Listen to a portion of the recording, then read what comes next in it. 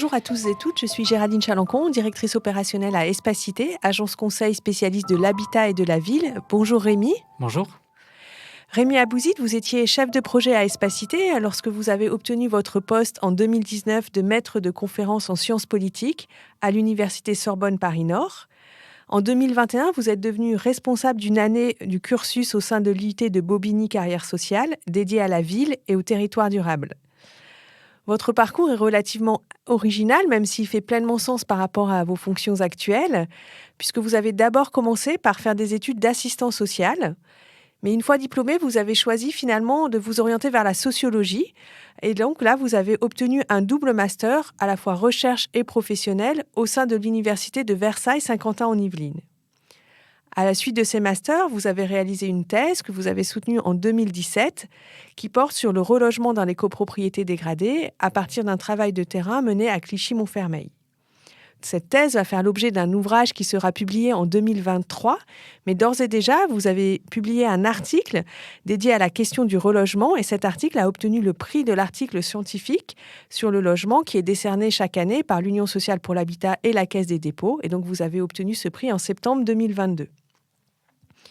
Aujourd'hui, dans le cadre de vos fonctions à l'université, vous continuez à travailler sur les copropriétés, notamment au travers de votre participation à 2 programmes de recherche.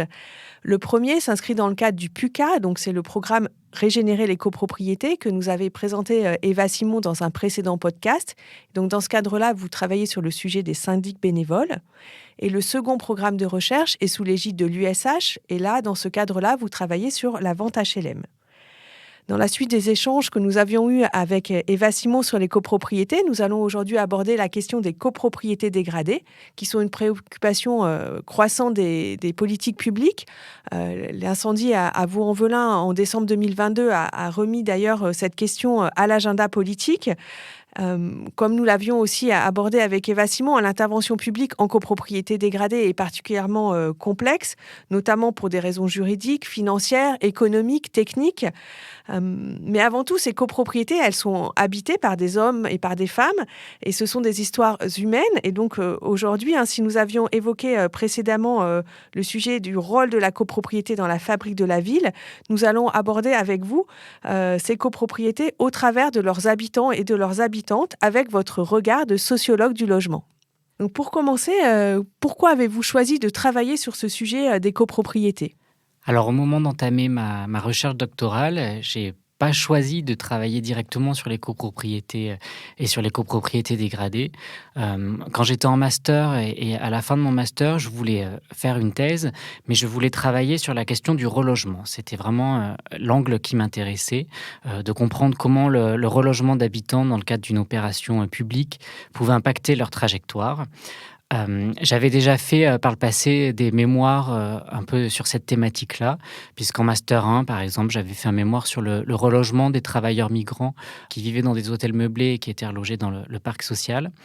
Et je suis arrivé sur le terrain de Clichy-sous-Bois-Montfermeil, là où j'ai fait ma thèse, un peu par hasard. En fait, en master 2, j'étais en stage au sein du service logement d'une mairie d'arrondissement. Et quand j'évoquais le souhait de poursuivre en thèse et de vouloir travailler autour de cette thématique du relogement à ma maître de stage, elle m'a dit j'ai une de mes très bonnes amies qui travaille à Clichy-sous-Bois-Montfermeil. C'est le plus gros programme de rénovation urbaine de France. Je vais vous mettre en contact. Et donc, c'est comme ça que je suis arrivé sur ce terrain, sur ce territoire. Et en plus de la rénovation urbaine, la thématique des copropriétés s'est alors imposée à moi, puisqu'à Clichy-sous-Bois-Montfermeil, la rénovation urbaine concerne la démolition de copropriétés privées dégradées. Et donc, dès mes premiers pas sur le terrain, j'ai été confronté à cette dualité entre des copropriétaires d'un côté et des locataires de l'autre. Et donc, c'est un sujet qui s'est vraiment imposé à moi. C'est un sujet qui avait l'avantage d'être assez peu traité en sociologie, dans la recherche. Il faut savoir que la démolition de copropriétés dégradées dans le cadre de l'ANRU 1, c'était 3% des conventions. Aujourd'hui, dans le cadre de l'ANRU 2, on est à 40% des conventions qui concernent des copropriétés. Donc c'était assez atypique, inédit au moment de commencer cette recherche. Et très peu de travaux avaient questionné le relogement d'habitants d'une copropriété dégradée copropriété vers le parc social, puisque c'est cette trajectoire qui est proposée aux habitants de Clichy-Montfermeil. Vous venez d'évoquer, hein, le travail de terrain que vous avez mené. Est-ce que vous pouvez, nous décrire, plus précisément la thèse que vous avez, réalisée? Alors oui, moi je me suis donc intéressé à ce programme de rénovation urbaine de Clichy-sous-Bois-Montfermeil. L'objectif de ma recherche était de comprendre la genèse de cette politique publique, sa mise en œuvre et ses effets pour les habitants. Donc du coup, peut-être pour en dire un peu plus sur la méthode et sur la façon dont j'ai procédé pour faire cette recherche, j'ai conduit d'abord un travail d'archives pour comprendre l'histoire de ces copropriétés. J'ai fait une enquête auprès des acteurs institutionnels, donc les bailleurs sociaux, les agents des villes, les acteurs associatifs qui accompagnent les habitants avant, pendant et après relogement. Et le gros de mon travail de recherche, ça a été de conduire une enquête longitudinale auprès d'habitants d'une des copropriétés de Clichy-sous-Bois, donc la copropriété de La Forestière. J'ai rencontré des habitants avant relogement, donc quand ils vivaient encore dans la copropriété, puis après relogement, donc entre quelques mois et quelques années après leur relogement, pour voir comment s'était passé le relogement, les propositions, comment ils s'appropriaient leur logement maintenant.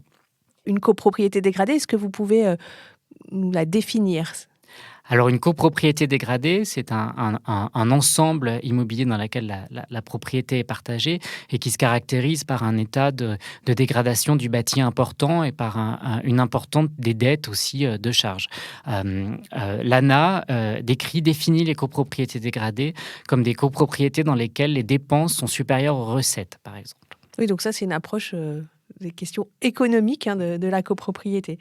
On voit, vous l'avez évoqué, hein, le travail que vous avez mené s'inscrivait dans le cadre d'un programme porté par l'ANRU.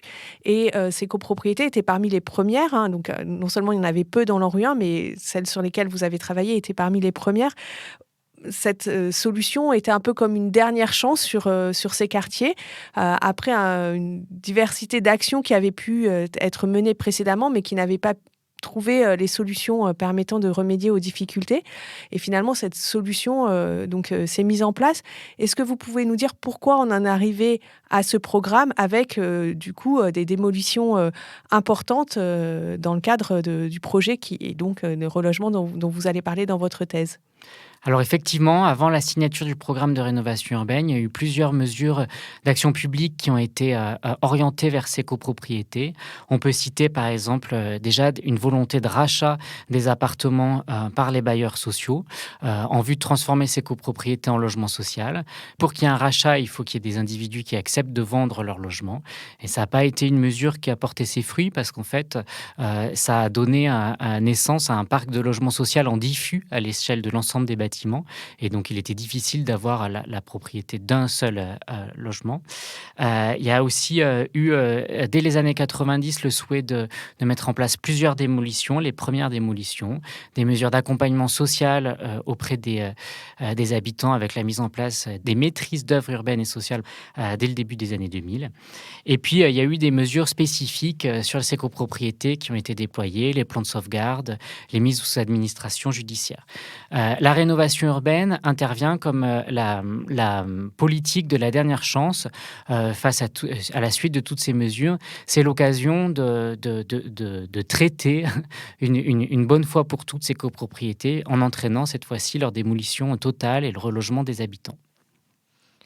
Est-ce que, avant qu'on en vienne justement à cette étape de la démolition puis du relogement, est-ce que, au travers des travaux que vous avez menés, vous pouvez émettre des hypothèses sur pourquoi on en arrive là, pourquoi on arrive à des copropriétés dégradées? Alors, il y a plein de situations très diverses, mais au regard de vos travaux et de l'ensemble des recherches que vous avez faites, pour vous, comment en arrive-t-on à cette situation de dégradation et cet enchaînement, si je puis dire?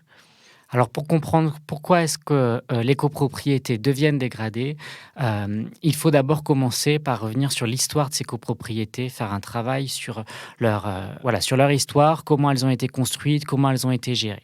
À ce sujet-là, les travaux de Sylvaine Le Garrec sur le territoire de Clichy-sous-Bois-Montfermeil sont extrêmement importants parce qu'ils permettent de revenir sur les copropriétés de ces deux villes, sur leurs conditions de production, leurs conditions de commercialisation, leurs conditions de gestion au fil des années.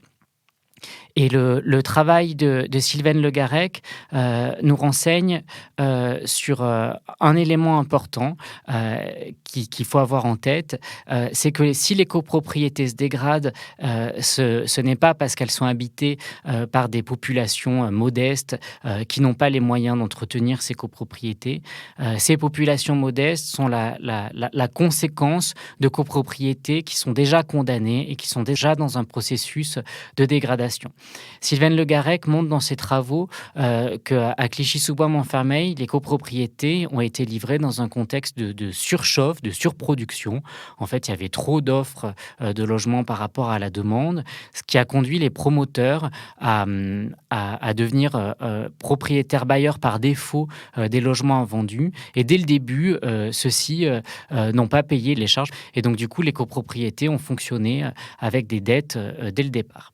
Ensuite, il faut resituer aussi l'histoire des grands ensembles, puisque on parle de grands ensembles. En 1973, on a la loi Guichard qui interdit la construction des grands ensembles, qui fait que cet espace résidentiel devient une offre de logement qui n'est pas la plus attractive à ce moment-là.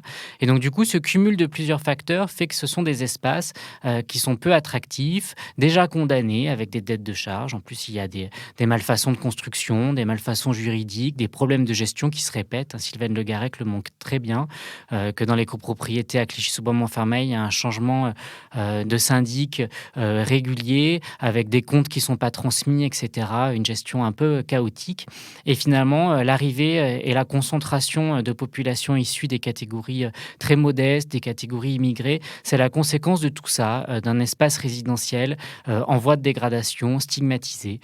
Donc, pour comprendre pourquoi est-ce que ces copropriétés se dégradent, il faut d'abord revenir sur leur histoire et s'extraire un peu d'une lecture simpliste qui consisterait à dire qu'elles se dégradent parce que c'est les habitants qui les dégradent. Et elles se sont, dans les situations sur lesquelles vous avez travaillé, elles se sont dégradées finalement très tôt, en tout cas d'un point de vue économique. Et puis ensuite, les conditions de vie des habitants sont devenues très mauvaises, avec des enjeux techniques et des problèmes du coup de qualité de l'habitat qui sont devenus très fortes. Et c'est ces conditions d'habitat particulièrement dégradées qui ont conduit à se dire que la seule solution qui pouvait être mise en œuvre, c'était de les démolir. Donc, ce choix a été fait d'aller vers un certain nombre de démolitions sur des volumes importants de logements sur les copropriétés sur lesquelles vous avez travaillé. Et de fait, l'action publique a dû mettre en place aussi des programmes de relogement relativement massifs et finalement qui étaient assez nouveaux en termes d'intervention publique, puisque les relogements qui étaient plus habituels étaient des relogements dans le parc social, mais de ménages qui venaient du parc social. En quoi ce parcours de relogement de ménages qui sont donc dans des copropriétés, qui sont propriétaires, qui sont ensuite relogés dans des logements neufs, et alors qu'ils vivaient dans des conditions très difficiles, sont relogés dans des logements neufs, et pourtant, ça n'a pas été facile. Est-ce que vous pouvez nous illustrer ces travaux ? Oui, tout à fait. Alors, quand on s'intéresse aux copropriétés et au relogement des habitants des copropriétés, c'est ce que je disais tout à l'heure un peu en introduction, en disant que la copropriété s'est imposée à moi, c'est que de fait, dans une copropriété, on rencontre des habitants qui peuvent être catégorisés selon deux statuts résidentiels. Il y a d'un côté ceux qui sont propriétaires, alors ils peuvent être propriétaires bailleurs, mais ceux-là m'ont un peu échappé parce que du coup, ils ne vivaient pas sur place, ou propriétaires occupants, c'est des habitants qui ont acheté leur appartement, qui vivent sur place. Et de l'autre côté, il y a des locataires du parc privé qui louent un appartement à un propriétaire bailleur. Ces deux typologies s'imposent dans une recherche sur les copropriétés et on ne peut pas analyser les effets du relogement d'une copropriété sans avoir en tête ces deux cas de figure. Et le relogement d'une copropriété vers le parc social neuf, tel qu'il a été proposé à Clichy-sous-Bois-Montfermeil, conduit à des effets extrêmement différenciés en fonction de la position résidentielle initiale des habitants. Puisque du coup, les propriétaires, les copropriétaires qui vivaient sur place ont été expropriés, ont perdu leur statut de propriétaire et ont été relogés dans le parc social. Donc, pour eux, la rénovation urbaine a conduit à un changement de position résidentielle qui peut être à l'origine d'un facteur de déclassement ou d'un sentiment de de connaître une étape résidentielle inférieure par rapport à celle qu'ils connaissaient dans la copropriété. Pour les locataires, c'est un peu différent parce qu'ils changent de logement, ils accèdent à un logement neuf sans réellement changer de statut résidentiel, puisque dans les deux cas, ils sont locataires de leur logement.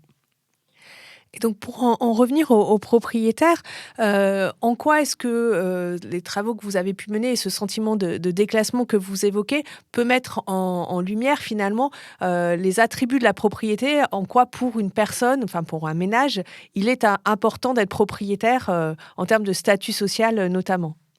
Alors, quand j'ai conduit cette enquête auprès des habitants propriétaires à Clichy-sous-Bois-Montfermeil, je les ai questionnés sur quel était le sens pour eux de cette propriété et à la lecture aussi de l'expropriation qu'ils connaissaient, au-delà de perdre un logement, de perdre la façon dont le logement, c'est un espace intime qu'on meuble, qu'on décore, qu'on aménage. La propriété a en plus d'autres fonctions. La propriété a d'abord pour ses habitants une fonction de capital économique que ces habitants souhaitaient transmettre à leurs enfants. Être propriétaire d'un logement, c'est avoir un bien qu'on peut transmettre à ses enfants de génération en génération. La propriété dans un quartier populaire a aussi une fonction distinctive. Quand on est dans un quartier populaire avec des grands ensembles d'habitations dégradées, être propriétaire de son logement par rapport aux autres habitants qui sont locataires, c'est une manière de se distinguer. Les habitants bénéficient d'une position résidentielle qui les distingue du reste des autres habitants. La propriété a aussi une fonction sécuritaire. Quand on est propriétaire de son logement, on achète un bien avec l'idée de se dire qu'une fois qu'on aura terminé de rembourser le crédit, on n'aura plus que les charges à payer et on ne sera pas dépendant d'un loyer qui peut amputer le budget familial. Et la propriété à Clichy-sous-Bois-Montfermeil, sur un territoire qui est marqué par une importante population issue de l'immigration, la propriété, quand on est immigré, c'est l'occasion de bénéficier d'une forme de sédentarité sur le territoire. Acheter un bien en France, c'est l'occasion de se stabiliser. Et au regard de toutes ces fonctions de la propriété, être exproprié pour ses habitants, c'est un véritable traumatisme, puisque du coup, toutes ces fonctions s'annulent. Alors évidemment, quand je parle de ces fonctions économiques, de ces fonctions distinctives, de ces fonctions de capital, on ne peut pas en parler sans dire que c'était des fonctions qui étaient amoindries par le fait qu'on était dans des copropriétés dégradées. Malgré tout, c'est des fonctions qui restaient, même si elles étaient affaiblies par la copropriété dégradée. Vous avez évoqué ce traumatisme de l'expropriation pour les ménages propriétaires qui ont été relogés dans un nouveau logement. En quoi est-ce que ça a aussi des incidences sur l'appropriation qu'ils peuvent avoir de leur nouveau logement, donc il y a donc un logement locatif puisqu'ils sont devenus locataires du parc social, par rapport à ce qu'ils pouvaient avoir précédemment ou ce qu'ils auraient pu avoir dans un logement dont ils seraient propriétaires en général? Pour les propriétaires, ce qu'il faut avoir en tête, c'est que dans mes travaux, j'ai distingué les propriétaires en deux catégories que j'ai construit à partir de l'enquête. J'ai distingué les habitants qui sont devenus propriétaires par choix, c'est-à-dire des ménages qui avaient le projet d'acheter un appartement. Vraiment, l'étape de l'acquisition faisait partie de leur souhait. Et s'ils se sont orientés vers Clichy-sous-Bois-Montfermeil et vers ces copropriétés-là, c'est parce que leurs ressources modestes ne leur ont pas permis d'acheter ailleurs. Beaucoup, par exemple, de ces habitants-là vivaient à Paris en location avant d'acheter et se sont retrouvés à Clichy-sous-Bois et à Montfermeil parce que les prix étaient sur ces résidences-là moins chers qu'à Paris, par exemple. Ces propriétaires par choix ont très vite souffert de la dégradation des bâtiments. Ils ont tenté de revendre leurs appartements. Ils n'ont pas réussi. Mais du coup, ils se sont tout de suite montrés à distance du quartier. C'est des propriétaires qui, par exemple, se sont désinvestis des instances collectives de la copropriété. C'est les propriétaires qui se montrent le plus à distance de leurs voisins, des relations de sociabilité. À côté d'eux, il y a une autre catégorie de propriétaires, c'est ceux que j'ai appelés les propriétaires propriétaires par défaut, c'est ceux qui sont devenus propriétaires de leur appartement alors qu'ils n'avaient jamais anticipé cette étape résidentielle. Et ils sont devenus propriétaires comment? Parce que, en fait, pour résoudre une situation d'urgence résidentielle ou administrative. C'est par exemple ceux qui étaient locataires dans le parc privé, à qui on a délivré un congé vente, un congé reprise, ou ceux qui avaient besoin urgemment d'un grand logement, par exemple pour satisfaire à une demande de regroupement familial. Ces propriétaires-là, par défaut, c'est des propriétaires qui ont, au regard de leur trajectoire, ont très vite compris qu'il était difficile de se loger, de trouver sa place sur le marché résidentiel. Et c'est des copropriétaires qui, très vite, se sont dit on arrive dans cette copropriété, on aura des difficultés à en partir.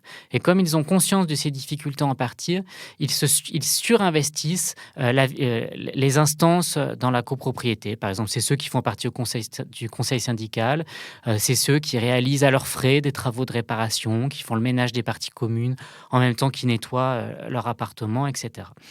De manière commune à ces deux catégories, l'expropriation est une étape difficile, extrêmement douloureuse, qui renvoie à l'idée d'accéder à une position résidentielle antérieure.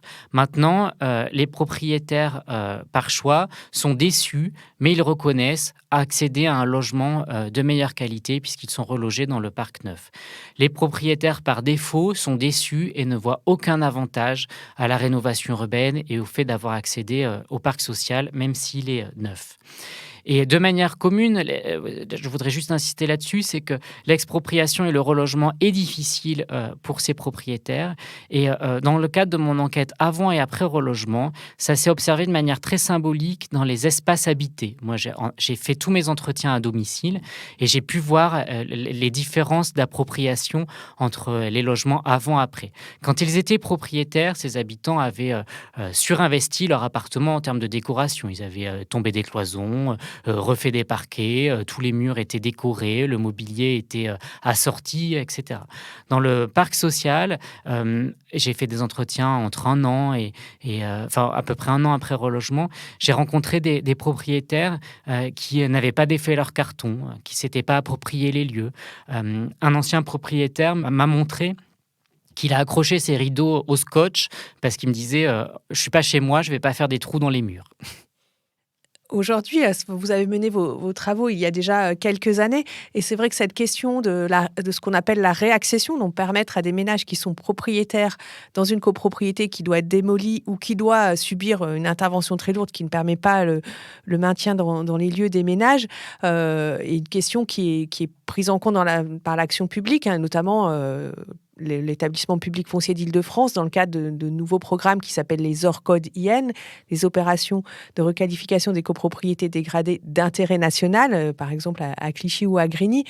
Cette préoccupation est prise en compte avec un travail qui est fait pour rechercher des solutions de réaccession. Est-ce que vous pensez que cette question-là doit vraiment devenir une priorité de l'action publique de manière générale pour le relogement des ménages issus de copropriétés dégradées ? Tout à fait.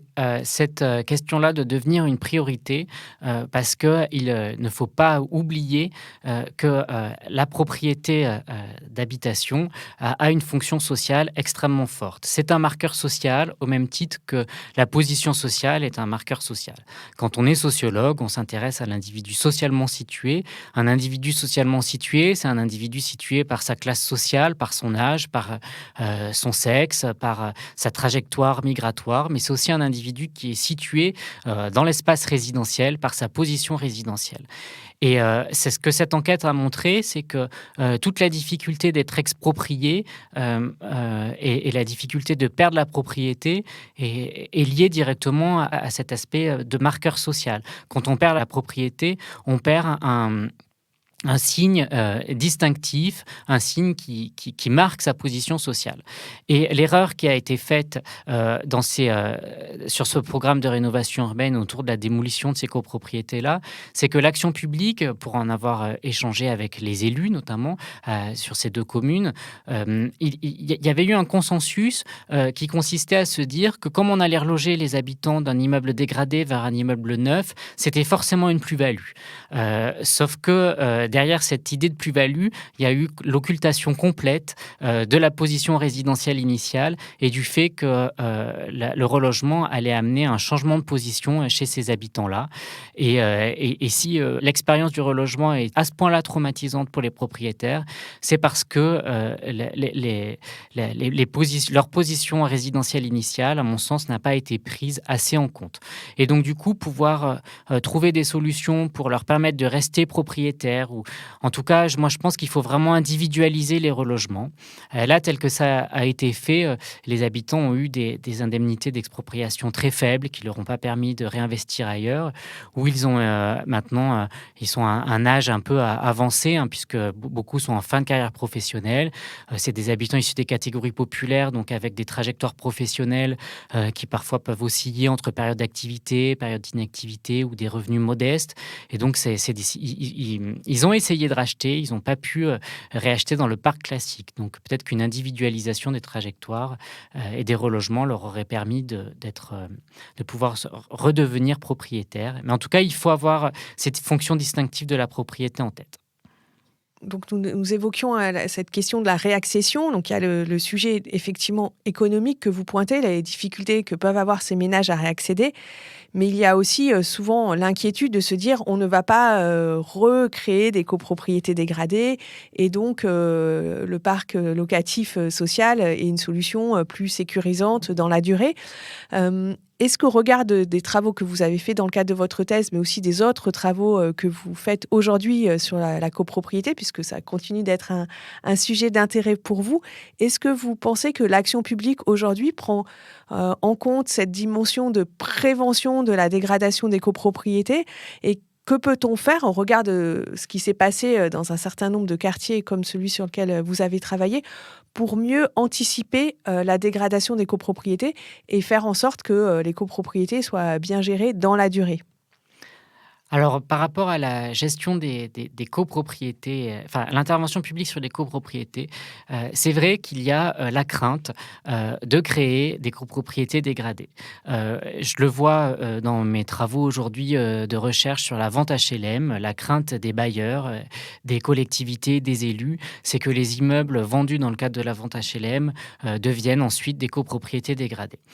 À Clichy-sous-Bois-Montfermeil, il y a eu une intervention publique sur les copropriétés dégradées avec le prisme que si les copropriétés se sont dégradées, c'est en partie parce que les habitants n'ont pas su gérer ces copropriétés. Et moi, dans mon enquête, auprès des acteurs institutionnels qui accompagnent ces habitants avant, pendant et après relogement, un des premiers constats de ma recherche qui m'a vraiment frappé, c'est la façon dont ces acteurs institutionnels encadrent d'une certaine manière ces habitants issus des copropriétés dégradées à habiter dans un immeuble collectif. Il y a des actions d'accompagnement très fortes autour du règlement intérieur des résidences, du rappel des règles, autour des gestes à adopter pour vivre ensemble dans un immeuble collectif. Aujourd'hui, dans mes recherches sur la vente HLM, donc des immeubles qui deviennent des copropriétés, je m'attendais à avoir ce travail d'accompagnement des habitants que je ne retrouve pas. Il y a les habitants, quand ils deviennent copropriétaires, ils ne sont pas forcément accompagnés à s'approprier ce statut résidentiel. On ne leur donne pas forcément énormément d'informations sur ce que c'est que devenir propriétaire, les règles, les devoirs. Et ça, c'est quelque chose qui m'a assez surpris. Et donc sur lequel il y aura un travail à renforcer en amont, hein, y compris d'ailleurs sur des copropriétés neuves, des nouveaux copropriétaires, ou effectivement, dans le cadre de la vente HLM qui se développe en ce moment assez fortement de la part des bailleurs. Donc c'est un enjeu important pour la suite. Aujourd'hui, cette question de l'accession sociale, de permettre à des ménages qui ont des difficultés économiques pour accéder à la propriété, et notamment au regard des prix qui peuvent être de plus en plus élevé est souvent une préoccupation des politiques publiques, et notamment parce qu'on le voit bien, sur les 40 dernières années, on a un décrochage de l'accès à la propriété des ménages les plus modestes par rapport aux ménages les plus aisés.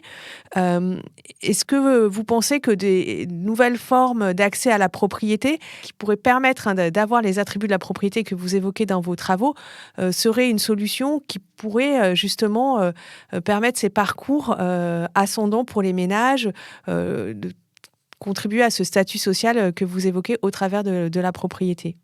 Oui, je pense que ce serait une solution importante et intéressante à prendre en compte. Tous les propriétaires que j'ai rencontrés qui ont été expropriés et pour lesquels la rénovation urbaine n'a uniquement proposé le relogement dans le parc social, tous ont tenté de redevenir propriétaires. Et tous ont tenté de redevenir propriétaires sur le marché classique, ont été confrontés à une forme de discrimination et à l'impossibilité de redevenir propriétaires. Impossibilité de redevenir propriétaire, pourquoi ? Parce que les indemnités d'expropriation qui leur ont été données ont été trop faibles pour être réinvesties, parce que je l'ai dit tout à l'heure, ils étaient aujourd'hui en fin de carrière professionnelle et donc il était difficile pour eux d'accéder à un nouveau crédit immobilier, etc. C'est des habitants qui se sont donc retrouvés exclus du marché classique de la copropriété.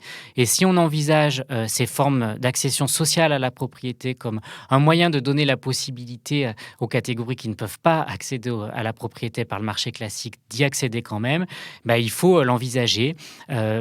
Ces formes d'accession sociale à la propriété, de ces formes aidées d'accession à la propriété, participent au droit à la ville. Le droit à la ville, c'est la possibilité pour tous de vivre dans la ville et c'est une manière d'éviter les exclusions dans la ville. Donc je pense qu'il faut envisager ces formes-là. Maintenant, est-ce que ces formes-là redonneraient l'entière satisfaction des fonctions de la propriété ? Il faudrait faire des enquêtes pour ça. Notamment, on envisage des formes d'accession aidée à travers, par exemple, le bail réel solidaire. Quand on pense au bail réel solidaire, on sait que c'est un dispositif qui permet à des individus d'être propriétaires des murs, mais pas du foncier. Et donc, du coup, moi, ce qui m'intéresserait pour une recherche future, par exemple, ce serait de questionner ces fonctions de la propriété. Est-ce que les individus qui accèdent à la propriété par ce dispositif-là font une différence par rapport au marché classique, par exemple. Et donc là, des enquêtes qualitatives approfondies nous permettraient d'avoir des informations de cet ordre-là. Mais en tout cas, je pense qu'effectivement, il faut envisager toute forme de maintien de la propriété auprès des habitants relogés des copropriétés dégradées.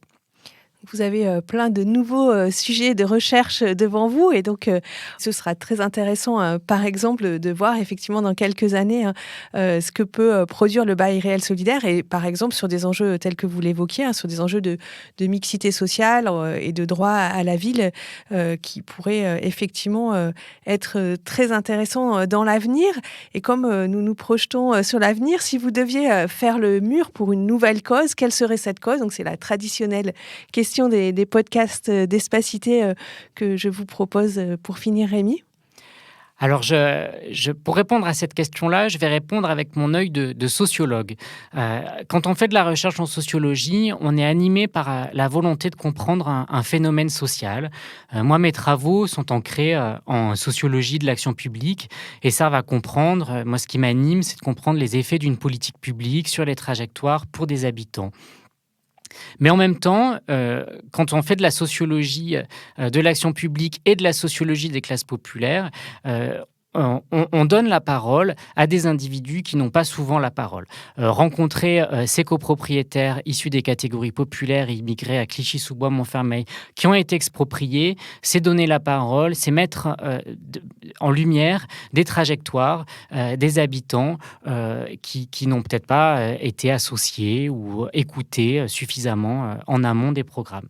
Et donc aujourd'hui, si je dois faire le mur, j'aurais envie de continuer à travailler sur des sujets qui alimentent cette dimension-là, donc la compréhension d'un phénomène social, mais qui aussi donne la parole à des individus qui n'ont pas souvent la parole. Merci beaucoup Rémi pour ces échanges et pour ces éclairages. Merci à nos auditeurs et à nos auditrices pour leur écoute et à très bientôt dans un prochain podcast Faire les murs par Espacité.